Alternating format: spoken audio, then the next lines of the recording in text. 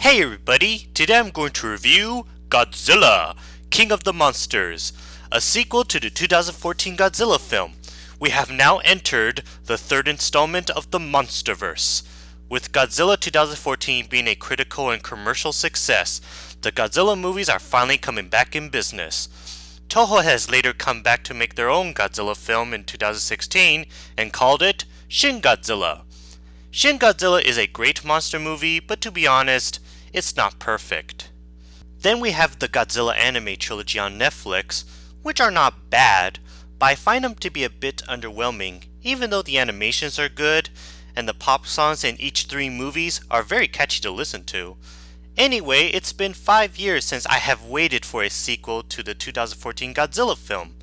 I became super excited to see this new Godzilla film, and I feel so happy to see that Mothra, Rodan, and King Ghidorah are finally making their appearance in this film. I saw it in IMAX 3D, and it's spectacular! The most amazing giant monster movie I had ever seen, and I'm definitely going to tell you why I love this movie without any spoilers. The story of this film took place 5 years after the events of Godzilla 2014. It starts off with a new character named Madison Russell, a young girl who has been living with her mother, Emma, that invented the Orca, a sound device that enables communication with the Titans until they are being kidnapped by the eco-terrorist led by Alan Jonah. Madison's father, Mark, has later found out that the eco-terrorist has taken his daughter and his ex-wife hostage and decided to team up with both Monarch scientists and G-Team soldiers to rescue them. However, when both the eco-terrorist and Emma has awakened both King Ghidorah in Antarctica and Rodan in Mexico, the Monarch and the G-Team must join forces with Godzilla and Mothra to fight and stop King Ghidorah, and that's where the excitement begins. I find the story of this film to be pretty good, and it's all about the force of nature. Plus there are some exciting intense moments, surprising moments, funny moments, and a few emotional moments as well. Godzilla in this film has more screen time than its predecessor. I even find it interesting that unlike the Pacific Rim movies, where the giant monsters in those two films are called kaijus, the giant monsters in this film are called titans. Although they are not related to the titans from Attack on Titan or the monsters from the Clash of the Titan movies, the special effects in this film are wonderful. I can definitely tell that Godzilla, Rodan, and King Ghidorah are all used in motion capture. The CGI of all those creatures in this film are very realistic, especially the details of their body and how they move and act. The buildings crumble, the explosions, the lava, the storms, the environments, and the smokes are also used in CGI. It is very cool to see that Godzilla in this film is so big and strong. His spikes on his back became larger and has that iconic same roar. Mothra, much like the original Toho films, is a giant insect creature that starts off as a larva that later turns into a giant moth. Rodan is a giant bird creature that looks like a pteranodon that has awakened from a volcano just like in the original Rodan film and flies very fast. King Ghidorah, of course, like in the Toho version, is a three-headed dragon that is Godzilla's #1 enemy, and in this film is so dangerous and ferocious, and he's pretty much a mixture of Smaug, the three dragons in Game of Thrones, and Hydra, the serpentine creature in the Greek mythology.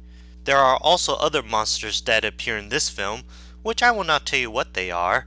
I also like the designs of the aircraft, the navy ships, the Monarch headquarter base, the submarine, the weapons, and the scientific inventions. The action scenes in this film are so brutal, non-stop, epic, and groundbreaking to watch. I had such an amazing blast, seeing Rodan terrorizing Mexico, the military trying to fight off the monsters, Rodan fighting King Ghidorah, Mothra fighting Rodan, and best of all, Godzilla fighting King Ghidorah. Now for the acting, directing, and music. Let's start with Dr. Mark Russell, played by Kyle Chandler, who has been in movies like Argo, Zero Dark 30, The Wolf of Wall Street, and Carol.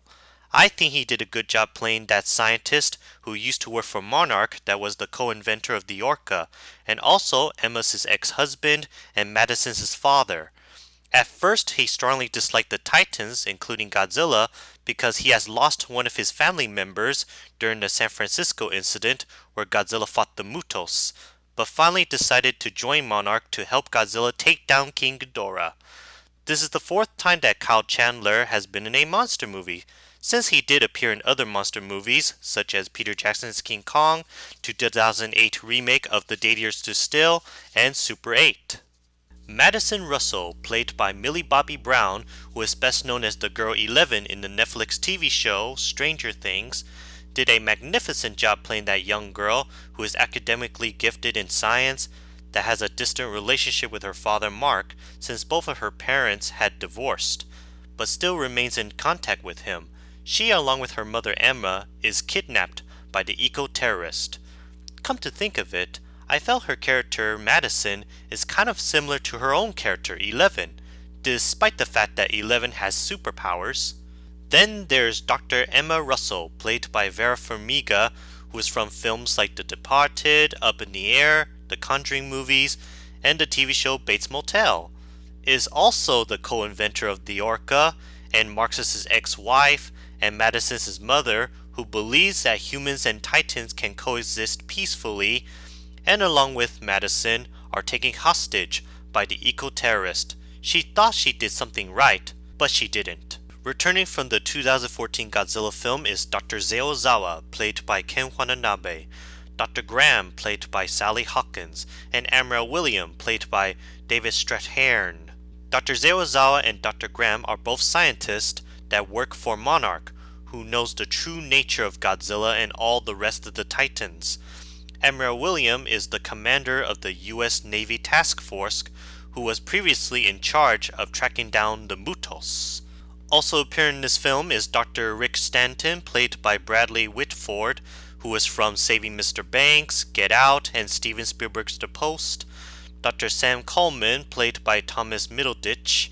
Dr. Chen, played by Zhang Ziyi, who is from Crouching Tiger, Hidden Dragon, Rush Hour 2, Hero starring Jet Li, House of Flying Daggers, and The Grand Master. Jackson Barnes, played by O'Shea Jackson Jr., who is best known for playing his own father Ice Cube in Straight Outta Compton. Colonel Foster, played by Ashia Hins, who is from the TV shows like True Blood and Unsolved. And Alan Jonah, played by Charles Dance. Dr. Rick Stanton and Dr. Sam Coleman are both funny characters that also work for Monarch that wanted to help out. Dr. Chen is the mythologist of Monarch that knows the true history of the Titans, and she did kind of look like Miki from the Heisei Godzilla movies. This is the second time Zhang Ziyi did a movie with Ken Watanabe since they worked together on Memoirs of a Geisha. Jackson Barnes and Colonel Foster are both members of the G-Team soldiers that team up with Monarch to help Godzilla and Mothra fight off the Titans from taking over the world. Alan Jonah is the leader of the eco-terrorist who used to be the British Army colonel that led his terrorist group to take Emma and Madison hostage and use the Orca to do their own plans for the Titans. It is no big surprise that Charles Dance is mostly known for playing villains, since he was Tywin Lannister in Game of Thrones, Sardo in The Golden Child, and Benedict in Last Action Hero. Oh, by the way, one of the characters from Kong Skull Island has made a cameo appearance in this film, which I will not tell you who it is. Unfortunately, Gareth Edwards did not return to direct this movie because he was too busy making the Star Wars spin-off film Rogue One, and also decided to work on smaller scale projects. This Godzilla film is directed by Michael Dougherty, who directs Trick or Treat and Krampus, and also the writer for films like X2, X-Men United, and Superman Returns. I have to say, he did a splendid job directing this movie, especially he made this movie mind-blowing and action-packed. The music composed by Bear McCreary, who did the music for Angry Video Game Nerd the Movie, The Walking Dead, Agents of S.H.I.E.L.D., and the video game God of War, sounds very intense, heart-pounding, used the same theme songs from the original Toho films, and it definitely feels like a giant monster movie. Also, it is very cool to hear the cover song of Blue Oyster Cult's Godzilla sang by Serge Tankian, the lead singer of System of a Down. So overall, this is one of the best giant monster movies I had ever seen. It is also one of the best films I saw this year. I love this Godzilla movie the same way I loved the 2014 Godzilla film, and I love it more than Kong Skull Island. It is definitely better than the anime trilogy, a few cheesy Godzilla films from the Showa series, and Roland Emmerich's Zilla 98, even though Zilla 1998 is still an average entertaining movie. Along with the original 1954 Godzilla film, some of the Showa Godzilla films, the Heisei Godzilla films, the Millennium Godzilla films, and Shin Godzilla, it is one of the best Godzilla films I had ever seen in my life. It's so good to see an American Godzilla films done right. I am definitely excited for Godzilla vs. Kong, and hopefully should still continue the MonsterVerse. If you're a fan of Godzilla, go see it. Oh, and be sure to stay after the credits. I will not tell you what happened, but it is leading up for another monster movie. So I give this movie 5 out of 5 nuclear bombs.